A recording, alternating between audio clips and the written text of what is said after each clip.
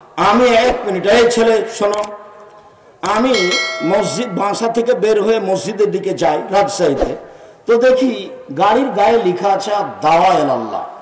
তো আমি বুঝতে পারিনি আচ্ছা দাওয়া আল্লাহ কি জিনিস। তো কয়েকদিন দেখার পরে একদিন বলছে আব্বু, আব্দুল্লাহকে, আব্বু আর দাওয়া আল্লাহ এটা কি? তখন আমাকে বলছে আব্বু আপনাকে তো আমি প্রায় 30 বছর যাবত দাওয়াত দিতে দেখলাম, আর আমিও দেশ বিদেশ মোটামুটি ভালোই ঘুরলাম, তাতে দেখছি যে আমরা হচ্ছি ইহুদি খ্রিস্টানদের দাস দাসী, নইলে আমরা যারা বাংলাদেশি ইঞ্জিনিয়ার তারা হলাম পদ্মা সেতুর লেবার, আর ওরা হলো পরিচালক, টাকা আমাদের, সবকিছু ওদের। তো নিজেকে দাস দাসী থেকে মুক্ত করতে হলে কোরআন সুন্দর করে শিক্ষার এবং আকীদা সুন্দর করে সংশোধনের বিকল্প পথ নেই। তাই আমি চিন্তা করলাম একবারে সারা বাংলাদেশ জুড়ে, টেকনাফ থেকে তেঁতুলিয়া, আমি সারা বাংলাদেশ জুড়ে মক্তব পরিচালনা করব। সে উদ্দেশ্যে জামিয়া সালাফের একটা শাখার নাম দিয়েছি দাওয়া আল্লাহ। আল্লাহর পথে দাওয়াত, মসজিদ ভিত্তিক শিক্ষা কার্যক্রম, দাওয়াতি কার্যক্রম মসজিদ ভিত্তিক চলবে। আপাতত 450 মসজিদ চালু আছে জামিয়া সালাফের পক্ষ থেকে। সাথে সাথে সারা দেশ থেকে মসজিদের ইমামেরা ফ্রি যাবে, ফ্রি খাবে, ফ্রি আসবে, ফ্রি বই পাবে আব্দুল্লাহর লেখা এই সিলেবাসের উপরে। এটা চালু করেছে। আপনি প্রশিক্ষণে যাবেন, খুব উচ্চমানের শিক্ষক রাখা আছে প্রশিক্ষণের জন্য, অনেক টাকা বেতন দিয়ে। আপনি ফ্রি যাবেন, ফ্রি থাকবেন, ফ্রি আসবেন। একমাত্র আপনার মসজিদে আকীদা, আদর্শ, কোরআন শিক্ষা কার্যক্রম বাস্তবায়ন করার জন্য জামিয়া সালাফের পক্ষ থেকে এটা একটা বড় পদক্ষেপ। আল ইতিসাম পত্রিকা 12 জন মুফতি দিয়ে দেখা হয়, 50টা প্রশ্নের উত্তর আছে। আপাতত এই দেশে এই মানের কোন পত্রিকা নেই। আর জামিয়া সালাফের একটা বড় শাখা আল অনলাইন ইতিসাম টিভি, যেটা জামিয়া সালাফে, সেটা তো সবসময় বলি সবচেয়ে বড় প্রতিষ্ঠান বাংলাদেশে। শিক্ষা মানে, শিক্ষক গণে, আয়তনে বাংলাদেশে জামিয়া সালাফের সবচেয়ে বড় প্রতিষ্ঠান। আয়তনে রূপগঞ্জ, নারায়ণগঞ্জ প্রায় 100 বিঘা জমির উপরে, জামিয়া সালাফিয়া ডাঙ্গিপাড়া প্রায় 40 বিঘা জমির উপরে, মেয়ে শাখা আপনার এতে তানোরে 60 থেকে 70 বিঘা জমির উপরে, দিনাজপুরে যেটা প্রায় 20 বিঘা জমির উপরে। আয়তনে সবচেয়ে বড়, শিক্ষক সংখ্যায় 300 জন শিক্ষক শিক্ষিকা জামিয়া সালাফায়। শিক্ষক গুণে ইন্ডিয়ান শিক্ষক, সৌদি শিক্ষক, বাংলাদেশি শিক্ষক, দামি দামি শিক্ষক, মানে তাদের বেতন লাগে 2024 পর্যন্ত 32 লক্ষ। 2025 এসে কত লাগবে তা আমার কাছে হিসাব এখনো আসেনি। এটাই হচ্ছে আপনাদের জামিয়া সালাফিয়া।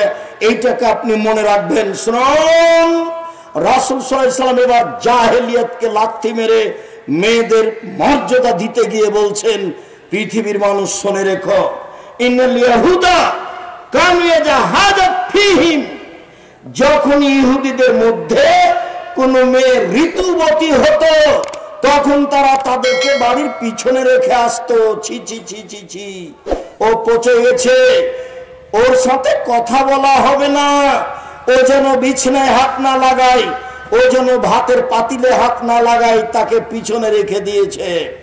সাহাবীগণ বলেন, আল্লাহর নবী, এই যে মহিলারা ঋতুবতী হলে ইহুদিরা এরকম করছে, তো আপনি কি বলছেন? তখন আল্লাহ রাসূল বলছেন, ইসনাউ কুল্লা শাইইন ইল্লা নিকাহ, ঋতুবতী মহিলার সাথে স্ত্রী মিলন ব্যতীত যা কিছু তোমার শান্তি তৃপ্তির জন্য তাই করো।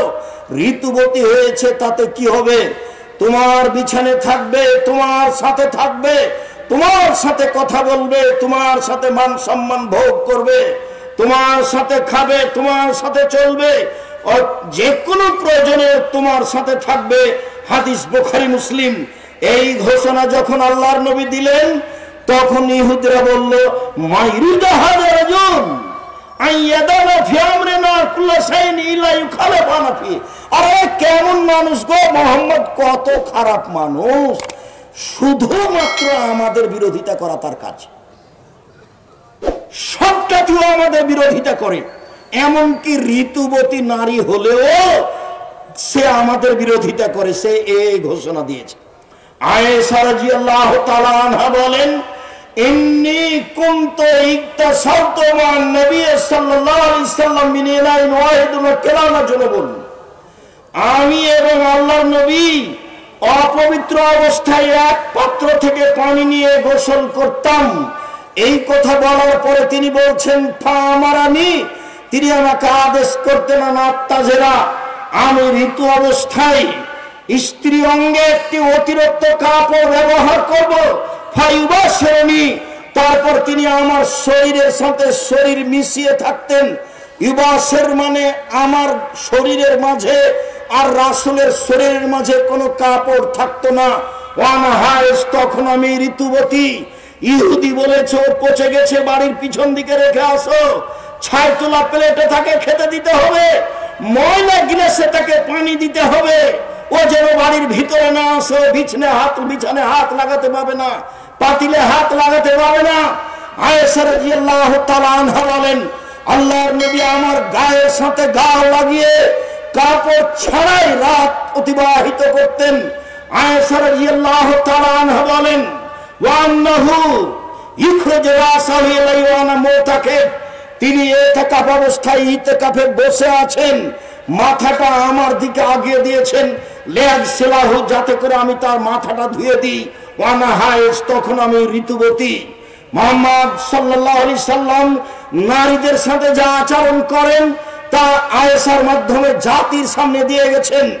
আয়েশা রাদিয়াল্লাহু তাআলা আনহা বলেন, আমি আশরাবুল মা, পানি পান করতাম গিলাসে, সুম্মা উনাবিলহু, আমি তারপর রাসূলের হাতে দিতাম, ফায়াদা ফাওয়ালা মাওজিফিয়া, গিলাসের ওখানে মুখ লাগাতেন যেখানে আমি মুখ লাগিয়ে পানি পান করেছি, তখন আমি ঋতুবতী। এই কথা আয়েশা রাদিয়াল্লাহু তাআলা আনহা বলেন। আয়েশা রাদিয়াল্লাহু তাআলা আনহা বলেন, আন-নবী সাল্লাল্লাহু আলাইহি সাল্লাম ইয়াত্তাকাউ ফি হিজরি, আল্লাহর নবী আমার উরু রানের উপরে মাথা দিয়ে কোরআন মাজিদ পড়তেন, তখন আমি ঋতুবতী। কোরআন মাজিদ আল্লাহ দেওয়া গ্রন্থ, পাক পবিত্র গ্রন্থ। আয়েশা ঋতুবতী মহিলা, তার উরু রানের উপরে মাথা রেখে আল্লাহর নবী কোরআন মাজিদ পড়তেন। আয়েশা রাদিয়াল্লাহু তাআলা আনহা বলেন, একদা আল্লাহর নবী বললেন, না বিল খুমরা মিনাল মসজিদ, আয়েশা মসজিদ থেকে তুমি চাটাইটা দাও। আমি বললাম আমি ঋতুবতী। আল্লাহ রাসূল বললেন, ইন্না হাইজাতাকে লাইসাত ফি ইয়াদিকে, আয়েশা তোমার ঋতু তোমার হাতে লেগে নেই। সম্মানিত দিনী ভাই বোন, আমি বলছিলাম রাসূল সাল্লাল্লাহু আলাইহি সাল্লাম নিজে নারীদের সাথে কি আচরণ করতে হবে তা দেখিয়ে গেছেন যখন তারা ঋতুবতী। আর যারা ভালো তারা কিভাবে চলবে স্বামীর সাথে সাংসারিক ভাবে তা পূর্ণ মান দিয়েছেন। তাতে তিনি বলেছেন, পৃথিবীর মানুষ মনে রেখো, নারীদের সম্মান অনেক বেশি, তারা যদি চারটা কাজ করতে পারে জান্নাতের সব দরজা খোলা। একটু থামেন, শেষে চলে আসে। কেউ কি গেছে এর জন্য রুমাল নিয়ে? একটু থামেন।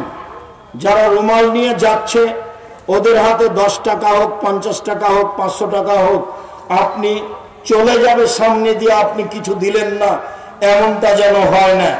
নইলে যেটুকু দেওয়ার মনে করেছিলাম সেটুকু ক্ষতি হয়ে যাবে, ওটা হবে। রাসূল সাল্লাল্লাহু আলাইহি ওয়াসাল্লাম বলেছেন, তোমরা যাও, আমি আলোচনার শেষে চলে এসেছি। সম্মানিত দিনী ভাই বোন, রাসূল সাল্লাল্লাহু আলাইহি সাল্লাম নারীদের ব্যাপারে বললেন, ওরা যদি 4টা কাজ করতে পারে তাহলে জান্নাতের সব দরজা খোলা। 1, 5 ওয়াক্ত সালাত, 2 রমজান মাসের রোজা। এই ছেলে একটু থামো, ও যে ওরা আসছে, তারপরে উঠবো আমরা। 2 হচ্ছে 5 ওয়াক্ত সালাত, রমজান মাসের রোজা। 3 স্বামীকে মেনে চলা। 4 হচ্ছে জেনায় লিপ্ত না হওয়া। মহিলারা যদি জীবনে এই 4টা কাজ করতে পারে তাহলে তারা জান্নাতে চলে যাবে। সম্মানিত দিনী ভাই বোন, যাওয়ার আগে আর একটা কথা মনে রাখবেন, কেন নির্যাতন কি তার প্রতিকার, এই বই স্টেজে আছে।